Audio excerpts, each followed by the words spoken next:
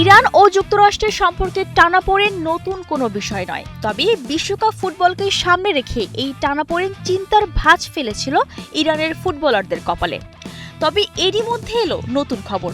2026 FIFA বিশ্বকাপে অংশ নিতে ইরান জাতীয় ফুটবল দলকে ভিসা দিয়েছে যুক্তরাষ্ট্র। মার্কিন রাষ্ট্রদূত টম ব্যারাক বিষয়টি নিশ্চিত করে জানিয়েছেন, আঙ্কারায় মার্কিন দূতাবাসের টিম সফলভাবে ইরান দলের ভিসা প্রক্রিয়া সম্পন্ন করেছে। শুধু তাই নয়, তিনি বলেছেন, খেলাধুলা সব সীমানা অতিক্রম করে এবং বিশ্বকাপে অংশ নিতে আসা সব দল ও সমর্থকদের স্বাগত জানাতে প্রস্তুত যুক্তরাষ্ট্র। বিশ্বকাপকে সামনে রেখে আজ তুরস্ক থেকে স্পেনের উদ্দেশ্যে রওনা দেবে ইরান দল। এরপর তারা যাবে মেক্সিকোতে, যেখানে থাকবে তাদের বেস ক্যাম্প। মূলত যুক্তরাষ্ট্রের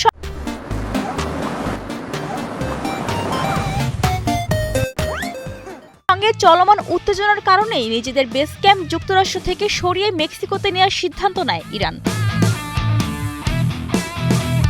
তবে বেস ক্যাম্প মেক্সিকোতে হলেও গ্রুপ পর্বের 3টি ম্যাচই খেলতে হবে যুক্তরাষ্ট্রে। 16 জুন লস অ্যাঞ্জেলেসে নিউজিল্যান্ডের বিপক্ষে ম্যাচ দিয়ে শুরু হবে ইরানের বিশ্বকাপ অভিযান। এরপর একই শহরে বেলজিয়াম এবং সিয়াটলে মিশরের মুখোমুখি হবে তারা। যুদ্ধ, উত্তেজনা আর কূটনৈতিক টানাপোড়েনের মাঝেও বিশ্বকাপের দরজা খুলে গেল ইরানের জন্য। এখন দেখার বিষয়, মাঠের লড়াইয়ে কতটা দূর যেতে পারে এশিয়ার অন্যতম শক্তিশালী এই দলটি। বৃষ্টি রানী দাস, কালের কণ্ঠ, স্পোর্টস।